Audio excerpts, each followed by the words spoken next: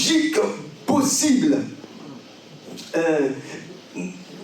Nous voulons que... On a peur des surprises, on ne veut pas en avoir. Notre vie est basée sur, comme des calculs scientifiques, un raisonnement correct, logique. Et c'est bien. On n'est pas des fous, des zombies qui marchent, toujours comme des mystiques dans un monde particulier. C'est bien, c'est important, c'est nécessaire. Mais vous savez, la logique ne nous fait pas vivre les choses de Dieu. La logique nous fait vivre des choses que les païens vivent. La logique, eh bien, il y a des personnes expérimentées qui vous donnent des enseignements, bien des choses, comment poser peut-être telle ressource ou tel fonds pour gagner peut-être aussi de l'argent ici, comment faire investir dans tel immeuble ou dans tel terrain parce que peut-être dans quelques années il y aura peut-être une grande voie ou peut-être un métro qui va passer par là et les choses vont prendre de la valeur, et comment organiser son commerce pour que les choses puissent marcher. Et on a même des réunions de couples dans ce monde qui n'ont rien à voir avec l'évangile, où on nous démontre un peu comment il faut faire pour que le couple soit extraordinaire, soit bien, qu'il n'y ait pas de soucis, les choses soient épanouies. Il y a des enseignements différents que les hommes proposent. Et quelquefois, vous partez sur Internet, vous trouvez des hommes de Dieu qui essaient de réfléchir et de calquer ces choses-là, de ce monde-là, au spirituel, avec des éducations psychologiques, psychanalytiques, des moyens de faire comme si, ne fais pas comme ça, avec des méthodes pour que les choses évoluent et que les choses marchent. Au lieu de ce que le monde nous copie, et souvent c'est l'Église qui copie le monde. Pour que les choses soient correctes. Pour que les choses réussissent dans notre vie. Qui ne veut pas réussir? Tout le monde. Et c'est intéressant, et c'est bien. Mais il y a une limite. On ne peut pas vivre les choses de Dieu. C'est correct dans notre quotidien. Nous serons donc comme des chrétiens, mais des religieux. Nous venons toujours à l'église et nous repartons et il n'y a rien d'extraordinaire. Il n'y a rien de miraculeux. Il n'y a pas quelque chose de particulier que nous pouvons partager. Lorsqu'on dit qui veut rendre témoignage, souvent on n'est jamais concerné. Ou bien une fois, peut-être en passant de l'année, ah, Dieu a fait telle chose, un petit truc, c'est pas très grand. Et souvent on n'a pas même l'occasion d'expliquer ou de dire, parce que finalement la petite chose, ça peut peut-être arriver à tout le monde. Et notre foi, elle est stable, et quand il y a un événement, elle baisse beaucoup. Et tous les jours, nous nous battons pour que la foi remonte juste un peu. En fait, la foi, notre vie chrétienne.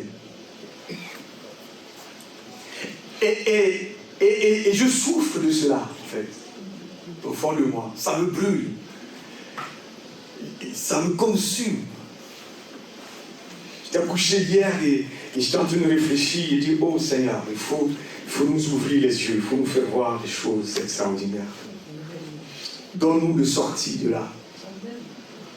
En fait, je voulais que nous comprenions que nous ne sommes pas juste un rassemblement religieux simple.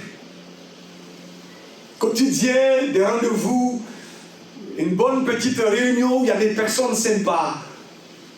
Et franchement, je crois que nous sommes sympas.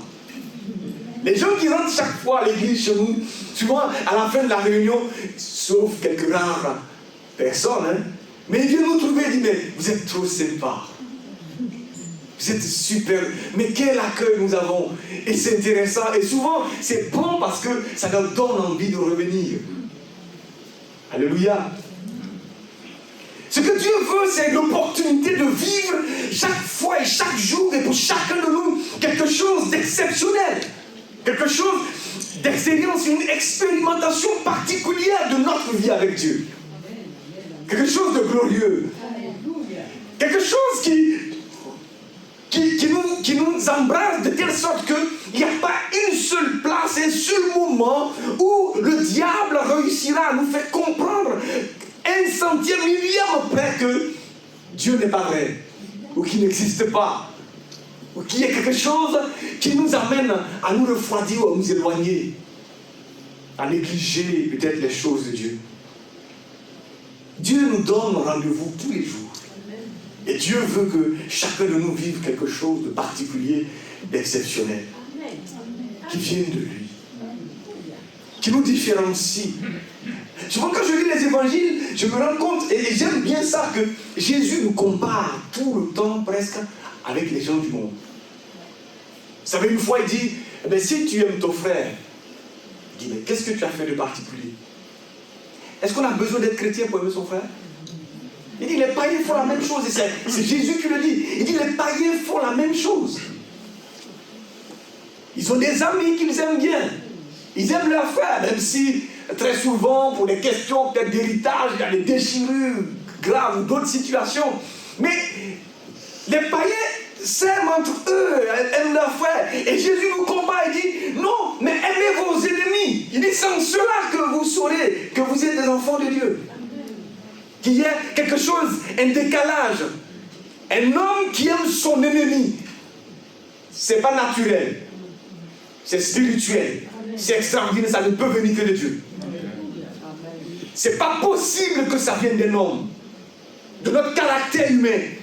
Et souvent on dit les choses, ça a l'air tout simple, on le prononce, mais c'est extraordinaire, c'est glorieux, c'est divin, aimer son ennemi.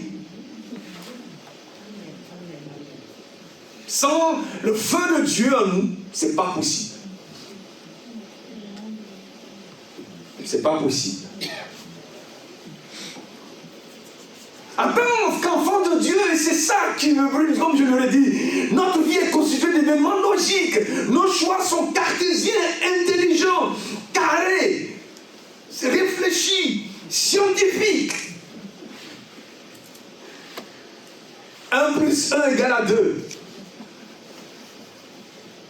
Il ne faut pas que ce soit égal à 3 ou 1. Alléluia. Mais la logique cartésienne ne nous fait pas vivre les choses de Dieu. La foi, c'est là où s'arrête la logique.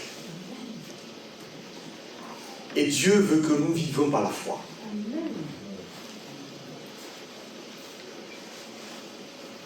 Ce que je veux partager, c'est que c'est la toute-puissance de Dieu qui semble en fait avoir changé parce que nous sommes en 2024. Comme si Dieu avait changé. Comme si Dieu n'était pas le même. La toute-puissance de Dieu. Ce matin, j'étais dans la prière. J'étais sorti parce qu'on a un peu de monde. Tout ça, je suis sorti de la chambre, donc j'étais dehors. Heureusement, Dieu fait grâce. J'ai une belle petite cour. Il faisait un peu frais, j'étais dehors. Et puis c'est comme si mes regards allaient jusqu'au ciel. Et puis le Seigneur me le projetait plus loin à toute cette mer qui remplit la terre, qui ne déborde pas. Je regardais même les arbres justes, tous ces oiseaux passer. Et puis c'est comme si j'étais transporté. Et Dieu me dit, regarde, j'ai tout créé.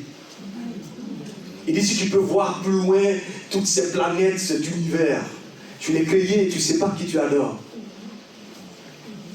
Et je frémissais ce matin juste assis, il y avait un petit banc juste dehors, il faisait bien frais. J'ai dit, oh Seigneur, que je puisse goûter un peu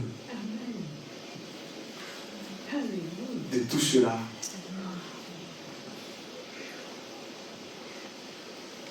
Dieu veut que tu goûtes, que tu vives. Amen. La toute puissance de Dieu. Amen. Vous voyez l'histoire que nous voulons le lire, et c'est des choses. C'est des choses qu'on lit plusieurs fois.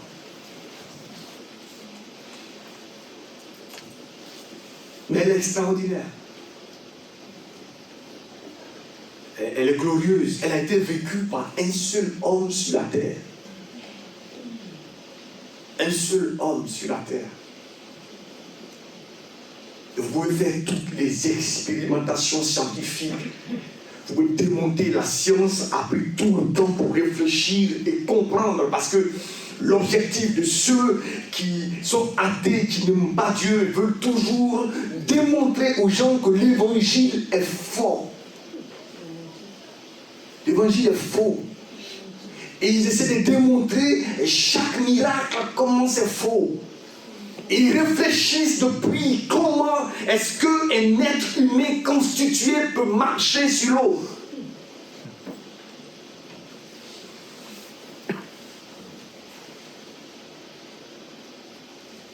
Mais une personne sur la terre a marché sur l'eau.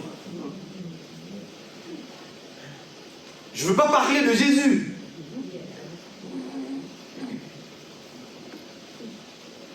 Et vous avez vu l'histoire. Les disciples sont dans une barque. Et je regarde, il y a trop de choses, souvent quand je lis, il y a tellement d'enseignements qui fusionnaient dans mon esprit que je dis, Seigneur, il faut me canaliser. Pour ne pas que je me disperse. Sinon, on reste ici jusqu'au soir. Parce que chaque événement, chaque verset, eh bien, c'était une fusion d'enseignements. Comment, eh bien, je regarde un peu la vie de disciples qui était équivalente à la vie que nous menons maintenant. Ils sont rentrés pour traverser, évidemment, eh bien, ce grand lac-là. Ils sont montés dans une barque de manière naturelle. Ils ont juste commencé, certainement, à pagayer avec tous leurs efforts. Et c'est ce que nous vivons dans notre vie chrétienne. Eh bien, nous réfléchissons, bien, il faut prendre telle voie, faire de telle manière, avec tous les efforts qu'on peut faire pour avancer. Et il y a toujours et toujours et toujours, ça ne manque jamais de vent contraire. Et nous souffrons dans notre quotidien à nous faire des muscles, à pagayer et on n'avance pas. Et chaque fois qu'on nous regarde, on est toujours au même stade. 1 an de conversion, 5 ans de conversion, 20 ans de conversion. On est toujours là, on rame, on n'avance pas. Et ce qui fait que souvent les gens, ils sont découragés, ils sont fatigués, ils baissent les bras et ils disparaissent. Parce qu'aujourd'hui je suis là, mais lorsque je viens ici, je vois des gens que je ne vois plus quand je reviens. Parce que fatigués. Et je vois tous ces disciples-là qui passent tout le temps à ramer toute la nuit. J'imagine un peu ce qui se passait. Je ne crois pas que Jésus-Christ, quand il prie, il va se mettre quelque part et dire Seigneur, merci pour la journée, amen, je m'en vais. Quand vous le lisez bien, la Bible dit aux disciples, dévancez-moi. Je suis allé en Israël, j'ai vu le lac, c'est vrai qu'il est grand. Quelquefois on parle de la mer de Galilée. Mais dans ma réflexion logique, je dis, Jésus leur a dit, prenez la barque, passez de l'autre côté. Il a pris le temps, en fait, de disperser la foule. Et quand vous lisez ce qui se passe avant, il y avait 5000 hommes sans les femmes et les enfants. Il venait d'avoir un miracle où Jésus avait complètement multiplié le pain. Il fallait les évacuer tous, leur dire tous de partir. Et quand vous lisez bien, la chronologie est claire. Jésus dit à ses disciples, prenez la barque, traversez. Et pendant qu'il partait, lui, il se charge de disperser la foule. Je crois encore qu'il vient dire, allez, c'est bon, partez-y. Et puis allez, il s'en va. Et il explique que après avoir tout fait cela, le soir fut venu, Jésus-Christ se retira pour prier. Et si vous avez l'exemple de Jésus-Christ, quand on parle qu'il se prie, on dit toute la nuit il a prié, souvent. Chaque fois il partait, quelques exemples, il partait avec Pierre, Jean et Jacques, et bien il priait, il revient, les autres ils dorment. Parce qu'il passe son temps dans une intimité, il prend le temps de discuter avec son Père. Amen. Ce qui est important pour nous aussi plus tard. Amen. Et puis après tous ces événements, donc après peut-être 2 heures, 3 heures, 4 heures, et j'ai regardé le lac, je sais qu'il est grand.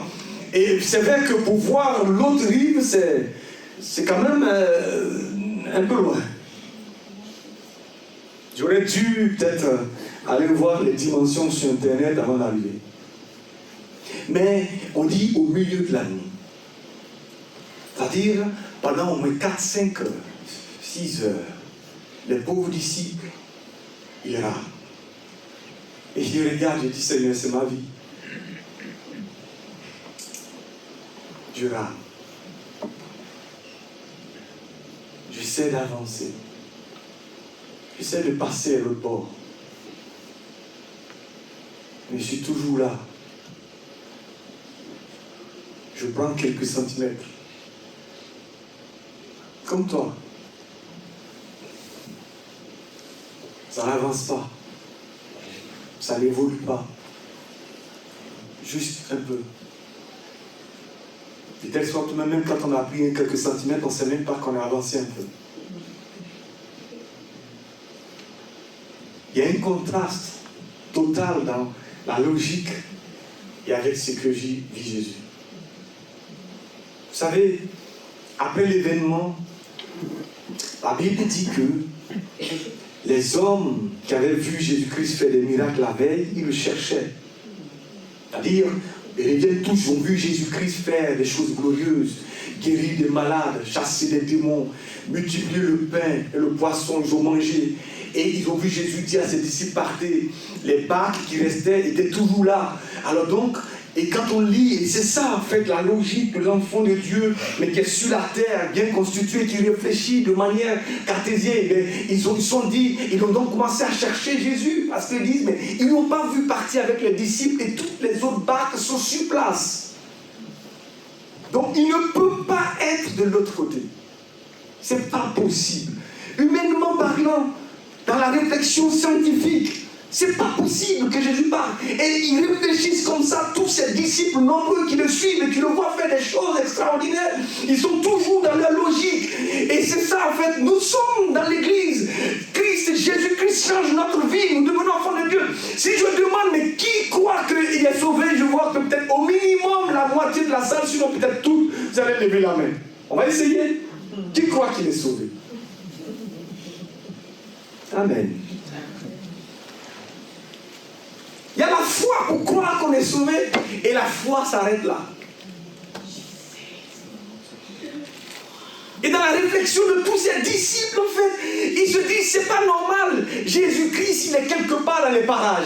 Cherchez-le, il est peut-être en train de prier. Ou bien peut-être qu'il est dans la maison de quelqu'un. Et la Bible dit qu'ils l'ont cherché. Ils l'ont cherché. Ils ne l'ont pas trouvé. Et puis finalement, ils se sont dit, prenons des barques, allons voir de l'autre côté. Et d'ailleurs, ils l'ont fait. Et quand ils l'ont retrouvé, ils sont arrivés et disent, mais comment, maître, tu as fait pour arriver ici? Comment? Parce que nous réfléchissons de manière cartésienne, correcte, normale. Nous sommes trop intelligents. Nous sommes des scientifiques. Souvent, les gens viennent me voir, frère Max, j'ai telle situation. Comme je suis médecin, c'est un peu compliqué. Vous savez, souvent quand on vient me voir, je ne sais pas comment réagir. Je dis, je te parle sur le plan scientifique ou je te parle avec la foi. Parce qu'on demande toujours mon avis sur un diagnostic. Comment tu vois cette situation? Est-ce que c'est grave? Est-ce que ça... Et puis je réfléchis, je le dis. J'ai une voisine, malheureusement, elle venait à peine de construire chez nous et puis on lui annonce un cancer métastasé du poumon. Et elle et son mari viennent frapper à ma porte. Et puis elles disent, docteur, on vient te voir en tant que docteur. Qu'est-ce que tu crois de cette situation? Et je dis, je suis enfant de Dieu. Vous voulez que je vous parle en tant que médecin ou en tant qu'enfant de Dieu? Et c'est souvent ça en fait qui arrive.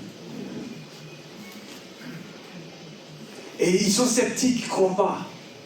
Je dis, bon, donc on va discuter sur le plan médical. Malgré tout, les expérimentations, les progrès scientifiques, je m'occupe d'un programme de dépistage des cancers dans 2 départements, avec tout ce qu'on a et les milliards qu'on met pour avancer dans la progression scientifique. Eh bien, vous avez aujourd'hui entre 5 et 7 ans maximum pour vivre sur la Terre pour un cancer du poumon métastasé. Et d'ailleurs, on a scientifiquement gagné 5 ans. Parce que s'il y avait 10 ans, vous frappiez à ma porte, je vous disais, il vous reste entre 6 mois et 1 an pour que vous viviez. Et puis j'enchaîne, je dis, mais il y a un autre pronostic, il est spirituel. Est-ce que vous le voulez? Ils n'ont pas voulu. Et 5 années après, la voisine est décédée. Et nous, en tant que chrétiens, on raisonne de manière cartésienne scientifique. On réfléchit comme ça pour savoir, mais qu'est-ce qui est correct, qu'est-ce qu'on doit faire, comment on doit avancer, comment progresser, le diagnostic exact. On a réfléchi scientifiquement, on le pose. On dit c'est comme ça, ça ne pourra pas être autrement. Et les hommes qui suivent Jésus raisonnent de cette même manière. Et les propres disciples qui le suivent, qu'il a choisis, qui sont dans la barque raisonnent de la même manière. Ils ne peuvent pas imaginer un seul instant que le Créateur de toutes choses soit capable de marcher sur les eaux. Et la Bible dit qu'ils le voient venir vers eux en marchant sur les eaux et ils ont peur. Et les chrétiens ont peur. Ils tremblent. Et de comment on va penser? Est-ce que je suis normal? Est-ce que je suis logique? Comment ça va se passer? Mais c'est pas normal ça. Non mais ça fait peur. Mais est-ce que c'est logique? Ça c'est pas bien. Non, c'est bizarre. Mais oui, la Bible dit la folie de Dieu est plus sage que les hommes.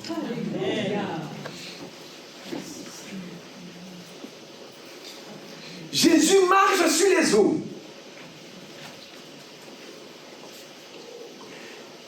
On ne dit pas combien ils sont dans la barque. Mais ils ont peur, ils tremblent. Ils sont effrayés. Et Jésus les rassure, il dit, n'ayez pas peur, c'est moi.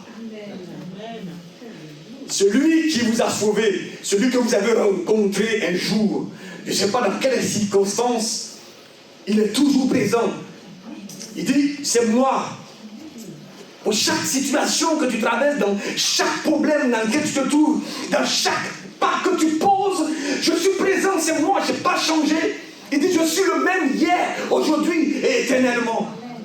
C'est moi qui te parle, je n'ai pas changé.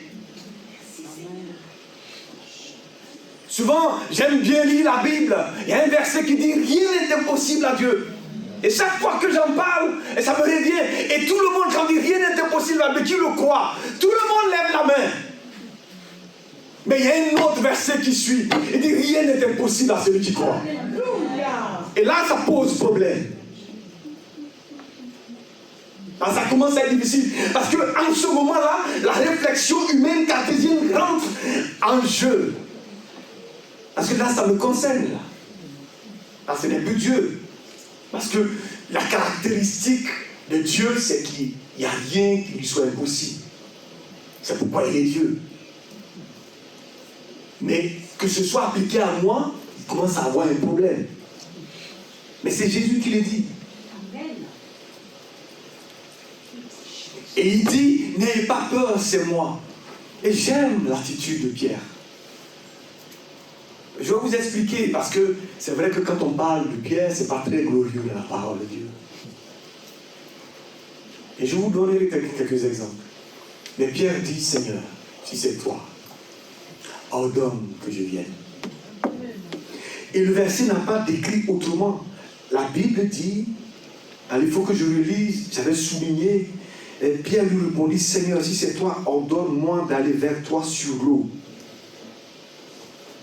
Jésus lui dit, viens. Écoutez bien, Pierre sortit de la barque et marcha sur l'eau.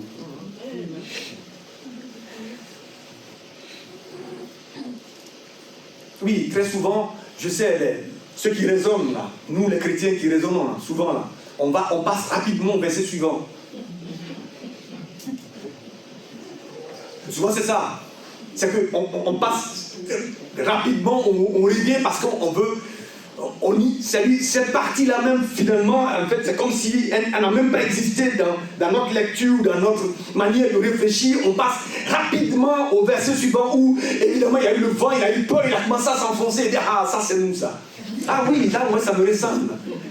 Et là, c'est plus vrai. En fait, notre esprit est plus apte à accepter cela. Et donc rapidement on oublie cette petite partie. C'est toi, Pierre marchant sur l'eau. Ça passe comme boum, à une vitesse, je ne sais pas combien. Et puis là on revient effectivement. On dit, oui, voyant le vent était fort, il eut peur. Et comme il commençait à s'enfoncer, il s'écria, Seigneur, sauve-moi. Et là on s'attarde dessus et on est content. On dit, ah oui, voilà, en fait il est comme nous. Mais oui, effectivement il est comme nous. Pierre est comme toi et moi, c'est pas un extraterrestre. Ah, il est comme toi. Peut-être que deux fois, mais il est pire. Mais il est comme toi et moi. Avant ça, et après avoir marché sur l'eau, vous regardez la vie de Pierre. Et souvent, pour comprendre la chose, et comprendre ce que Dieu attend de moi, j'analyse un peu, en fait, la vie de ce serviteur. je me dis, peut-être que c'est des gens particuliers, des extraterrestres. Ils ont été choisis dès le début, ils avaient un truc spécial. Ils avaient une foi extraordinaire, ils n'étaient pas comme moi. Moi, je suis un gars, je n'ai même pas la foi. Mais eux, ils étaient déjà choisis, ils étaient déjà pas avec la foi, donc je comprends que les choses puissent marcher. Et donc, effectivement, je dis, mais je veux voir un peu comment Pierre vit.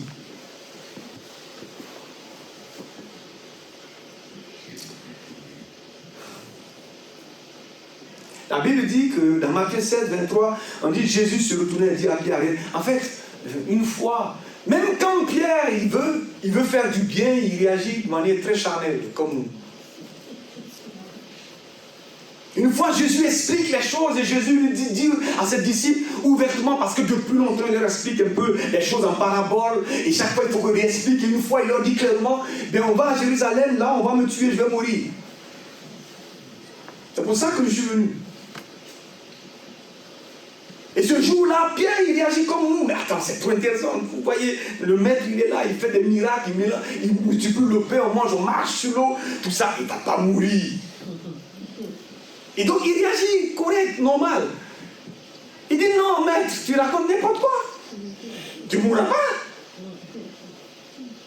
Et Jésus dit quoi automatiquement? Arrière de moi, Satan. C'était après qu'il ait marché sur l'eau.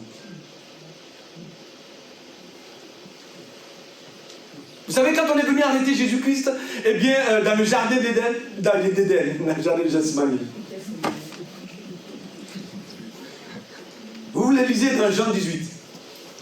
À partir du verset 10, il est écrit ceci. Alors Simon Pierre, le même, qui avait une épée, il tira, il frappa le serviteur du grand prêtre et lui coupa l'oreille droite.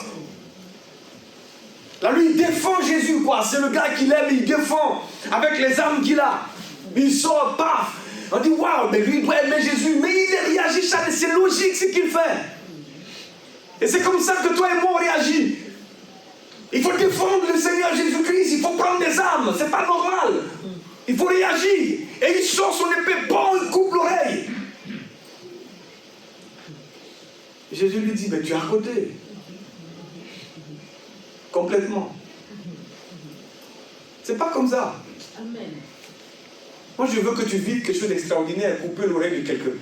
Tu n'es même pas bien même pour couper l'oreille. Il y a des gens qui sont expérimentés dans le maniement des épées. Dans un geste, tu coupes la tête totalement, c'est fini. C'est quelle histoire de... Il a certainement raté pour couper l'oreille.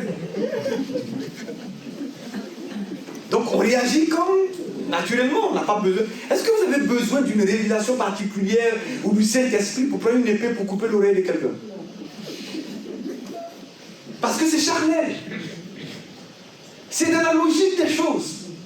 C'est normal. Il n'y a rien de miraculeux. Il n'y a rien qui soit édifiant et fortifiant. Et on va rendre le témoignage pour dire, waouh, Dieu est puissant, s'est manifesté. Il a fait telle chose. Je n'arrive pas à comprendre comment expliquer la chose, mais c'est fait. Parce que ça sort de la logique.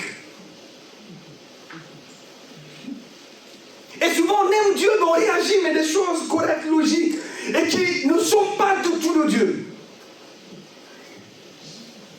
Et je ne dis pas encore, quand on l'a attrapé, et avant cela, il disait, Seigneur, qui va te régner sur la terre, mais que tout le monde te réunit. Et je vois souvent, on se frappe la poitrine, moi j'aime Dieu, quel que soit ce qui va arriver. Seigneur, je ne te réunis pas. Et le Seigneur dit, tu vas me régner 3 fois, dis arrête. Moi bien, je meurs. Pour toi, je meurs. C'est ce que tu dis. Seigneur Jésus, pour toi, je meurs. Et dès que tu sens qu'il y a un frère ou des gens qui passent, qui ne sont pas chrétiens, tu entends, tu baisses le sang. Et pour toi, je meurs. Ça, c'est toi et moi. Ne vous en faites pas, c'est ma vie. Je vous parle de ce que Dieu m'a dit. Amen. Je sais que peut-être vous êtes très spirituel. Mais moi, c'est comme Pierre.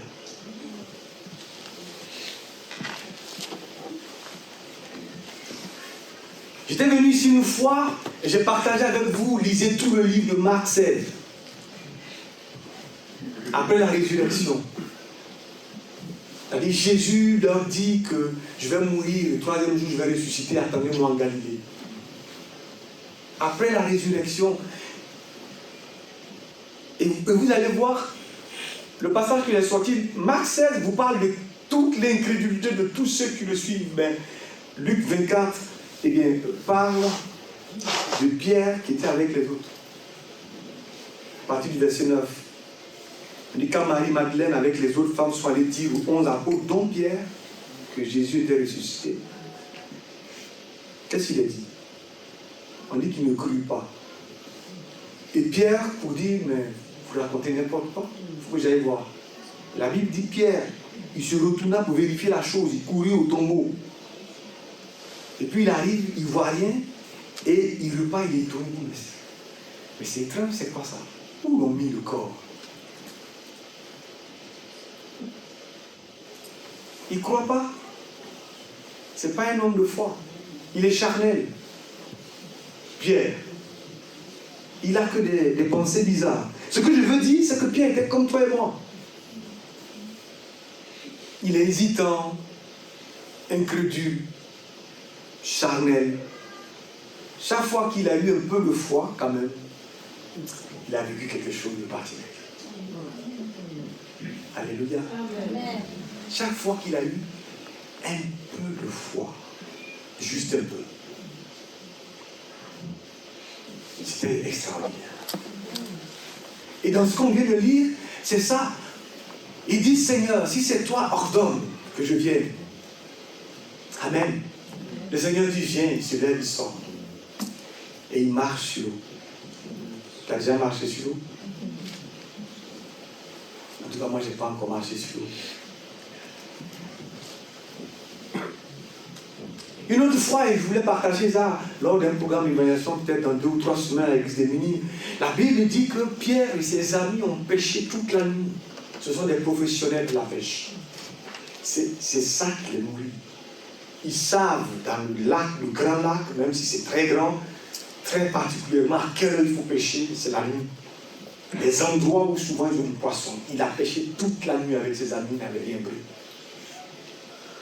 Lorsque Jésus est arrivé, il a pris sa barque, il a fini de pêcher, il lui a dit, éloigne-toi un peu. Et Pierre a raconté à Jésus sa vie, sa nuit. Seigneur, toute la nuit, on a pêché. Nous sommes des pauvres. Toi, tu ne sais pas comment on lance même un hameçon simple, encore moins un filet. Nous, on est pauvres. Et souvent, c'est ça. Souvent, quand tu discutes, Dieu parle à quelqu'un, Seigneur, je l'ai fait tout le temps. Je sais comment ça se passe. Dieu dit, tu raisonnes dans ta logique. Tu vas avoir le même résultat. Il n'y a rien d'extraordinaire que tu vas vivre. Amen. Ta vie chrétienne sera morose. Tu n'avances pas. Et tu n'avanceras pas. Parce que tout est logique. Tu es carré. Tu es trop intelligent.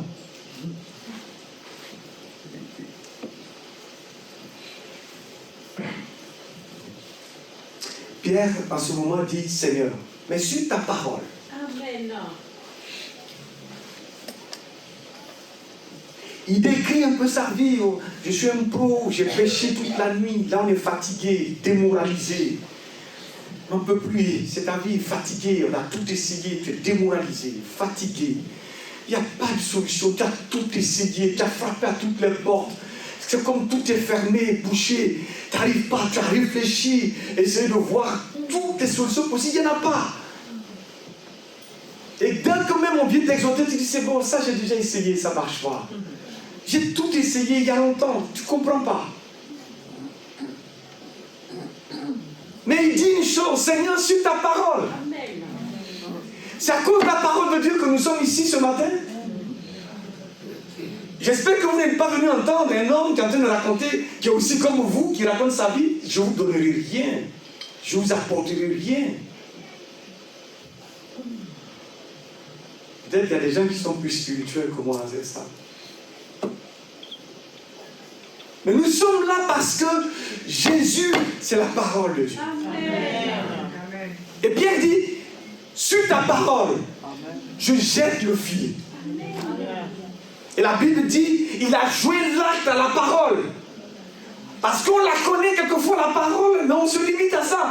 Le Seigneur Jésus dit, si vous savez ces choses, vous êtes heureux, pourvu que vous les pratiquiez.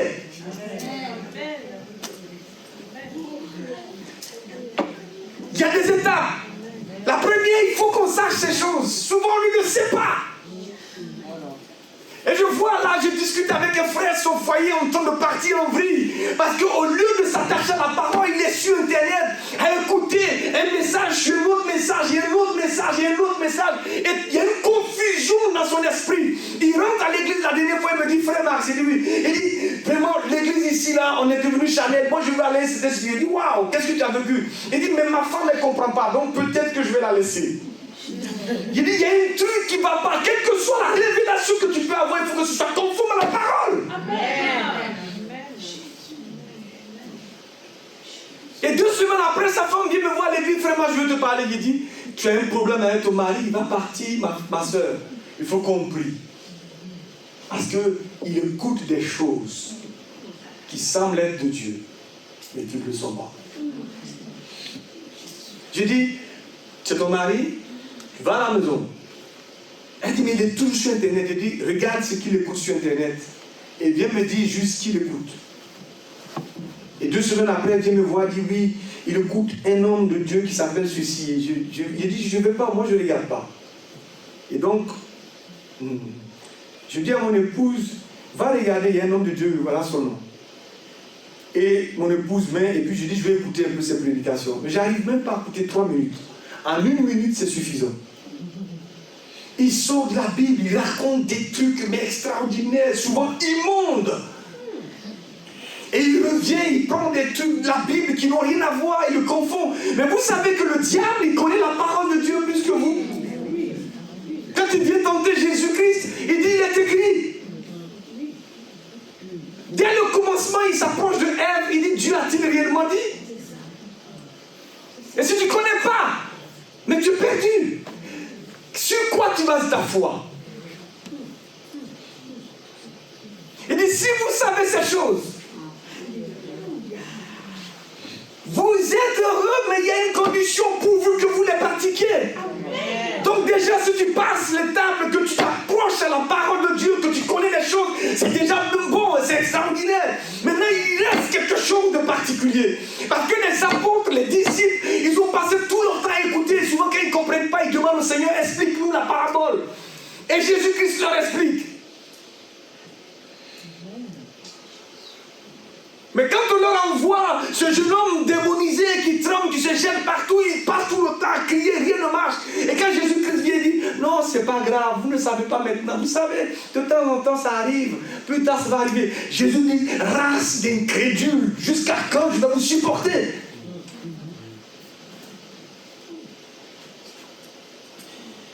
Si vous savez ces choses, vous êtes heureux pourvu que vous les pratiquez. Si tu sors ici, que ta vie est toujours même, à un moment tu vas être découragé. Pourquoi tu vas à l'église? Tu te poses la question. Le diable est très malin, il te posera toujours la question. Tu vas chercher quoi? Qu'est-ce qui a changé? Qu'est-ce que tu vis? Où est la différence entre ta vie et ton voisin? Et quand tu as analysé, comme tu es logique et scientifique, et que tu vois finalement, il n'y a pas de différence, mais ça sert donc à quoi? Le dimanche matin, il faut bien dormir. Et puis après, fais le sport. Il faut avoir de bons muscles. Pour être un beau garçon, une belle femme. Courir, faire tout le tour, 10 km. Tu entretiens ton corps, tu es beau. Tout le monde t'aime. Tu t'assois à l'église. Ta vie ne change pas. Il n'y a rien de particulier.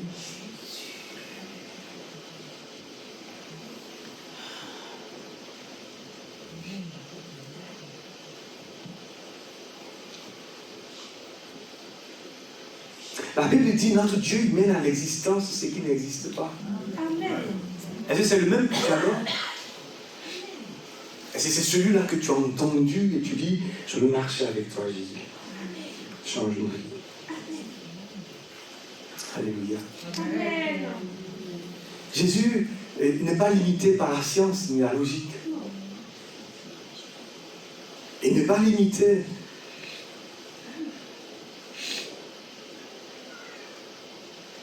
Comment est-ce qu'on peut lire des miracles de Jésus et ça devient juste de l'histoire? Comment? Et puis notre vie n'est pas impactée ou bouleversée. Comment on peut nourrir 5000 hommes sans les femmes et les enfants avec 5 pains et 2 poissons? Et ça devient de l'histoire. Parce qu'en fait, notre esprit humain limité n'arrive pas à le comprendre. Et comme nous sommes toujours dans ce raisonnement limité, eh bien on ne vit rien de particulier avec Dieu.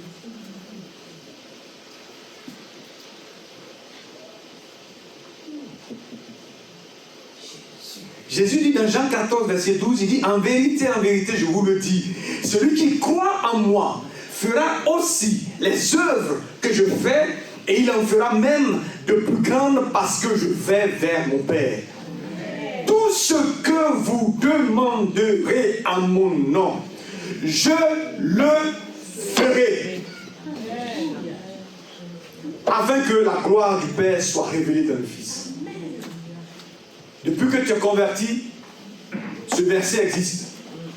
Avant que tu viennes à Jésus, il était déjà là pour toi. Depuis que tu as accepté Christ, il est toujours là pour toi. Et tous les autres jours que tu vas vivre sur la terre, le verset sera toujours là pour toi. Est-ce que tu crois que c'est pour toi que la parole de Dieu est là? Est-ce que tu crois que quand moi je lis, souvent je dis aux gens, je joue ma Bible, que je lis, Dieu ne parle jamais à quelqu'un d'autre qu'à moi. Amen. C'est pourquoi je colore, je souligne, je mets mon nom. Pour bien comprendre, j'écris mon nom. Et quand je relis, et souvent les versets commencent par Max. Amen.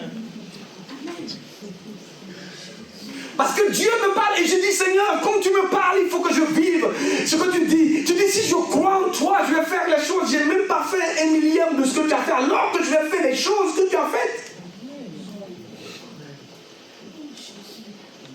Et quand vous me ridiculisez, je vais en faire le plus grand. Quel type de chrétien nous sommes en 2024? Dans une assemblée dite chrétienne, évangélique, pentecôtiste, spirituelle. J'ai dit, oh Seigneur, ma vie sert à quoi sur la terre? Hier nuit, je réfléchissais, je me tournais. Parce que dès que je me couche, je dors. Hier, j'étais couché, je tournais sur mon époux. Le Seigneur dit, mais ça sert à quoi ta vie? Ça sert à quoi? Marc 11, verset 22, Jésus leur dit, ayez foi en Dieu. Amen, c'est de ça qu'on parle ce matin. Mais il continue. Il dit, je vous le dis en vérité, si quelqu'un dit à cette montagne, retire-toi et jette-toi dans la mer. S'il ne doute pas dans son cœur, mais croit que ce qu'il dit arrive, il n'y a aucune logique. Il n'y a rien d'intelligent. Et les hommes sur la terre et même les chrétiens à côté de toi vont dire, tu es déraisonné. Tu vas dans un coin où ce n'est pas possible. Et d'ici, quoi dans son cœur? Tu ne doutes point. Eh bien, qu'est-ce qui va arriver? Il fera ce qu'il a dit s'accomplir. Amen. Mais non. En fait, Jésus a écrit ça juste pour les apôtres. Je voulais vous révéler ça ce matin. C'est pas pour vous. C'est pas pour nous. Nous, en 2024, ça, c'est pas pour nous. Nous, on est juste des religieux. On vient chanter, on fait des accolades, des bisous, et on va à la maison. On forme un petit club, une association. Ça nous va très bien. On n'en fait pas. Luc 17, 5. Les apôtres viennent voir Jésus et disent, augmente-nous la foi. Ça, c'est ta prière. Seigneur, augmente ma foi. Ah, j'ai fait cette prière longtemps. Je continue encore, et puis le Seigneur me dit, arrête. Jésus ne dit pas, ah oui, c'est vrai, ah, il faut que je vous augmente la foi. Ah, parce que là, il faut une grande foi. Hein. Votre foi, elle est trop petite. Il faut une grande, très grande. Parce que là, avec une petite foi, vous allez aller où? Qu'est-ce que tu as fait avec ta toute petite foi? Ta foi, c'est juste pour croire que tu es sauvé. Mais avec cette petite foi, tu vas faire quoi? Mais Jésus ne dit pas ça. Il ne dit pas, ah, oui, attendez, je vais faire prier, je vais me concentrer, faire une prière. Bon, tu veux que ta foi augmente, fais 7 jours de jeûne sec. Tu ne bois pas, tu ne manges pas. 7 jours secs. Ta foi, waouh, ça serait une montagne. Ou bien, tu lances un défi, toute la Bible, tu la lis, et bien en une semaine. Donc tu éclaires partout, tu mets des trucs comme ça sur tes yeux pour pas que tu dormes. Tu lis. En une semaine, tu termines toute la Bible, les 66 chapitres, les 66 livres, tout, le psaume 119 que tu ne peux même pas lire en une journée parce qu'il y a 175 versets. Mais toute la Bible, lire en une semaine, tu vas voir ta foi, waouh, ça sera comme ça. Non, c'est pas ce que Jésus dit. Hein. Le Seigneur dit, si vous avez de la foi comme un grain de sénévé, et ça, notre pasteur nous avait enseigné la semaine dernière, la petite foi. Parce que Dieu te connaît, Dieu me connaît, il sait que notre foi elle est plus petite. Mais lui, c'est suffisant. Parce que ce n'est pas nous qui faisons. En fait, la foi en Jésus-Christ, c'est la foi. C'est tout. Tu as la foi ou tu n'as pas. Non, petite, un grain de sable, dès qu'elle est là, et tu as la foi. Amen. Nous avons la foi. Amen. Je vous assure. Le Seigneur dit, si vous aviez de la foi comme un grain de sénévé, vous direz à ce sycomore, déracine-toi et plante-toi dans la mer. Souvent, on ne lit pas tout. Le Seigneur ne dit pas, et ça va se faire, même si l'autre, ça va se faire. Il dit, et il vous obéira. Amen. Avec quand tu lis la Bible, regarde chaque mot. Souvent, je suis là, je dis, bravo Seigneur. Elle dit, l'arbre qui est là, quand je lui parle, vous pensez, c'est les mystiques, là, souvent, ils viennent, ils font des incantations, et puis ils parlent des arbres, tout ça. Et ils savent un peu. Parce que le diable leur dit, ceux qui sont chrétiens, là, ils savent que Dieu a tout créé. Que tu parles à l'arbre. Vous savez, Jésus a parlé à l'arbre, non? Vous ne savez pas que Jésus a parlé à l'arbre? Hein? Vous êtes d'accord avec? Ah, heureusement qu'il y a des frères et sœurs qui lisent un peu la Bible. Jésus a parlé à l'arbre. Il lui a parlé. Hein? Il lui a dit, ah, attends, je t'ai créé pour que tu donnes des fruits. Et moi, je viens chercher. Ce pourquoi je t'ai créé, il n'y a pas. Il lui a parlé. Il dit, toi, tu ne produiras plus de fruits dans ta vie. C'est fini. Et c'est ce qui s'est passé. Là, c'est juste. Parce que nous, on ne sait pas qui on adore. Alléluia. Il dit, tu dis aussi comment déracine-toi. Toi-même, arrange-toi, mais déracine-toi. Va te jeter dans la mer, et il t'obéira. Amen. Bon, je sais que nous, notre esprit, c'est cartésien, on ne comprend pas ça. En fait, c'est l'histoire. C'est un peu fanatique. Comprenez? On est dans un autre monde, n'exagérez pas. Revenons sur la terre. Nos pieds touchent le sol. Voilà, c'est bien dur. On est là. Amen. On aime bien ça. Alléluia. Mais c'est bien, mais ça ne change rien dans notre vie. Ça ne change rien. Le Seigneur veut nous montrer qu'en fait, le problème, ce n'est pas la taille de la foi. Ce n'est pas ça qui est important. Juste une petite foi. Amen. Ça, j'ai souligné un verset, j'ai ressouligné, j'ai tracé, j'ai écrit quand j'étais nouveau chrétien. Et puis le Seigneur me dit, c'est un verset qui reprend, hein, mais ça se trouve dans 1 Corinthiens 2, ça n'a rien à voir peut-être avec notre enseignement, mais vous allez voir. Il dit, ce que l'œil n'a pas vu. Donc si je vois déjà quelque chose, c'est que ça ne concerne pas le verset. Il dit, ce que l'oreille n'a pas entendu. Alléluia. 1 Corinthiens 2, verset 9. Ce qui n'est même pas monté du cœur même de l'homme. Ce que Dieu a réservé pour ceux qui aiment. Amen. Si tu as déjà vu un aveugle qui voit, c'est que Dieu va faire quelque chose d'autre, plus grand. Parce que tu as déjà vu. Oh, il dit ce que toi, ton œil n'a pas encore vu. Qu'est-ce qu'il a réservé pour toi? Si tu as entendu, et là, tu entends. Hein? Les histoires qu'on parle, tu entends. Donc tu entends les histoires, mais sache que Dieu lui réserve quelque chose d'autre.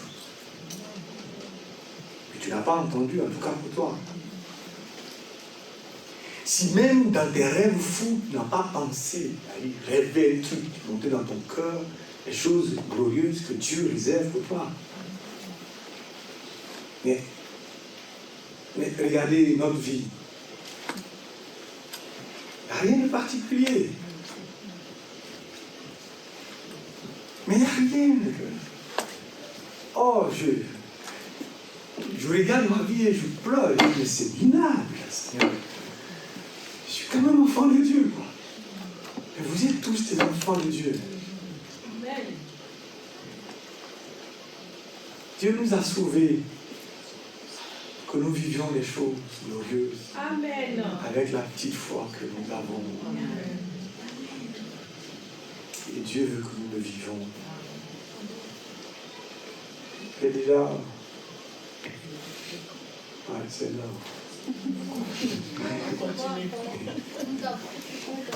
Amen, il faut qu'on arrête. Le pasteur n'est pas là, il va dire, on finit à telle heure. Amen. Mais c'est vrai que l'histoire qu'on a lue montre que quand même, Pierre a douté. Et le miracle s'est arrêté. En fait, voilà la seule chose qui est logique dans ce qui n'est pas logique.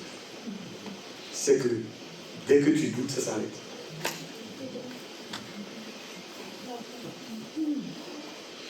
C'est aussi simple que ça. Dès que tu doutes, tu vis rien. Jacques dit, ne réfléchissez même, ne pensez même pas même que Dieu va faire quelque chose. Tu doutes. Lisez les épîtres de Jacques. Il dit, c'est même pas la peine même d'imaginer qu'il va voir quelque chose d'extraordinaire dans ta vie. Si tu doutes. Et souvent je dis aux gens,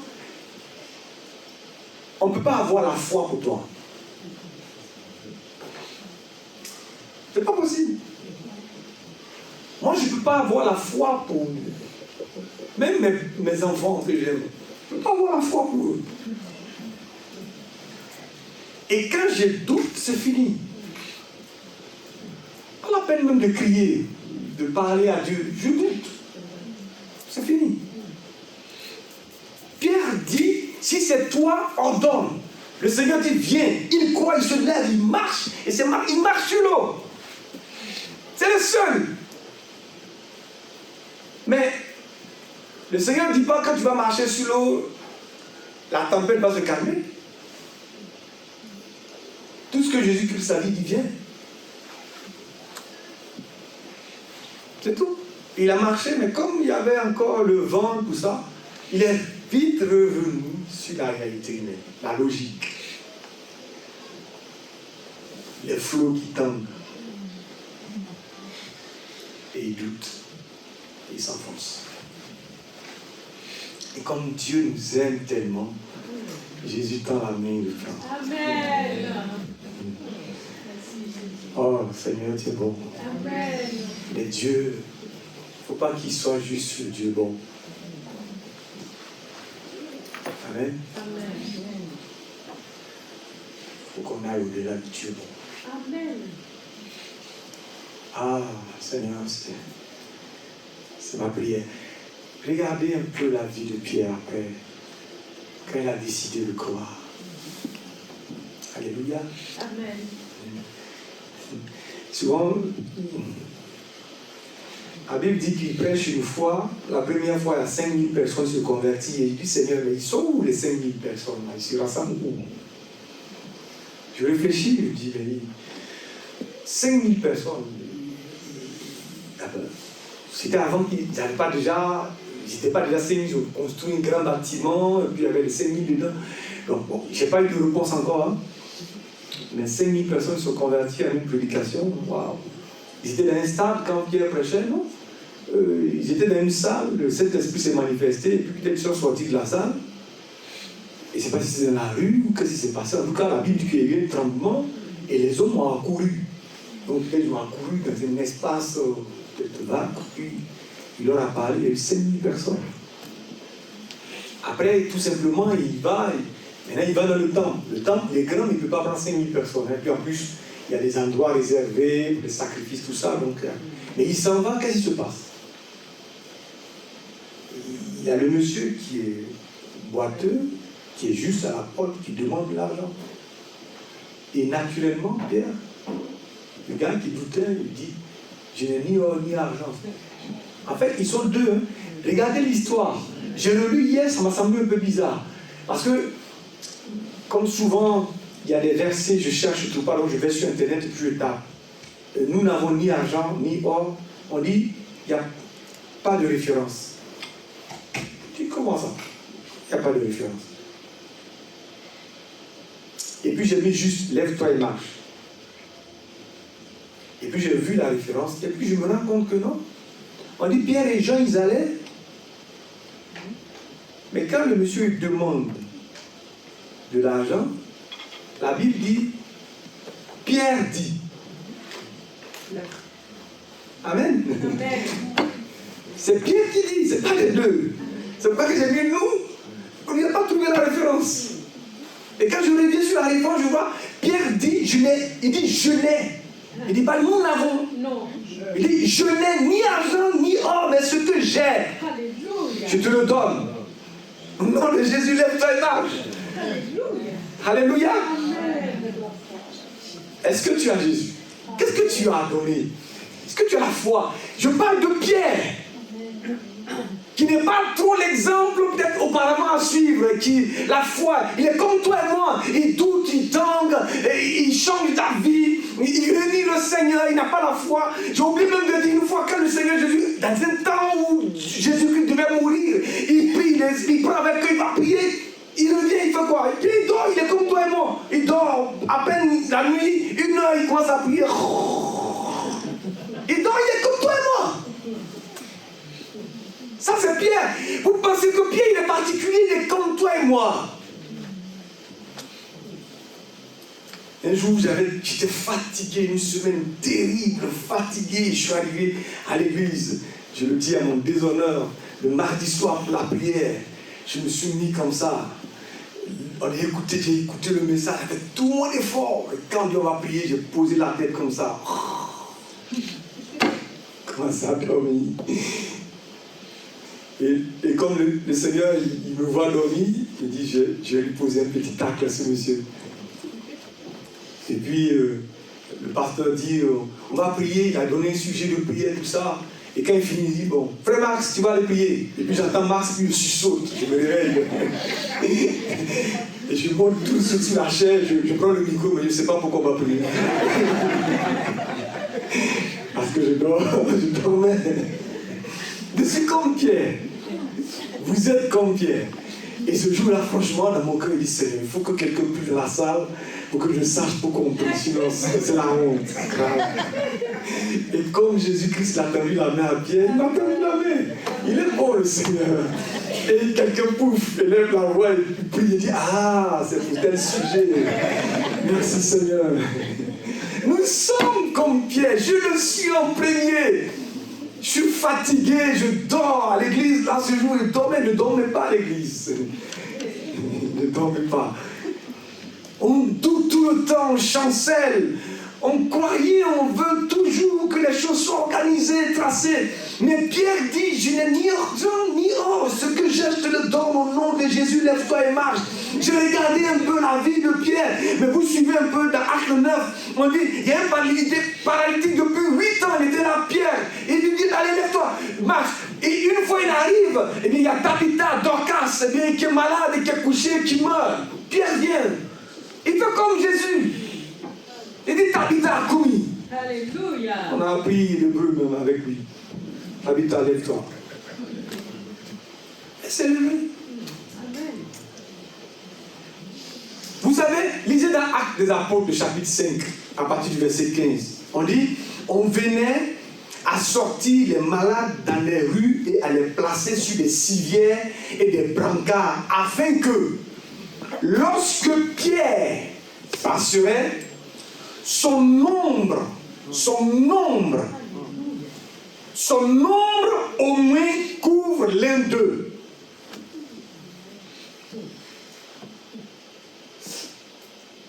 Et le verset 16 dit, ils amenaient des malades et des personnes tourmentées par des esprits impurs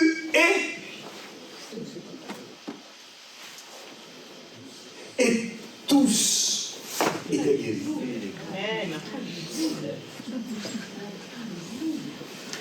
Oh Jésus. Pour que l'ombre de Pierre il couvre les gens, il y avait tous étaient guéris. Les pierres étaient comme toi. Que Dieu nous bénisse. Amen. Le monde a besoin de voir un Dieu qui agit. Alléluia. Et Dieu n'agit comme toi et moi. Il est souverain, il fait les choses. Mais au maximum de ce qu'il fait, il le fait au travers de toi et de moi. Si tu n'as pas la foi, Dieu ne fera rien. Les gens ne croiront pas.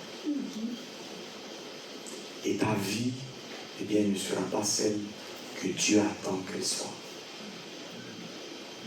Amen. Amen. Tout ce que Jésus a reproché à Pierre, c'est qu'il a douté. C'est tout. Pourquoi as-tu douté? Pourquoi tu doutes? Pourquoi même pendant que je prêche, pendant que Dieu nous parle, que Dieu est en train de nous parler, c'est comme si, bon, c'est une parole comme les autres, ça ne change rien. Tu écoutes et tu doutes toujours.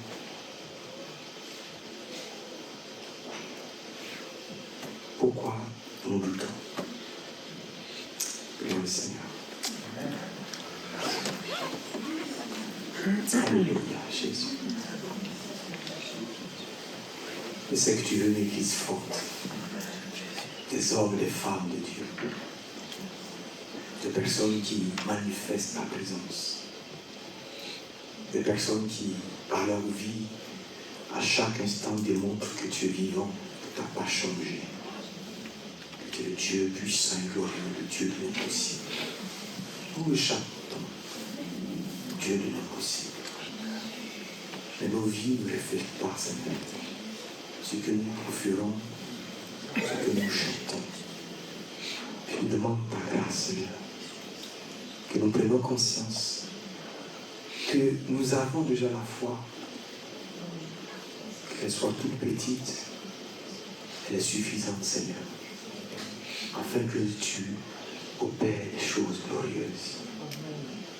Merci pour cette assemblée. Tu as prévu des choses glorieuses.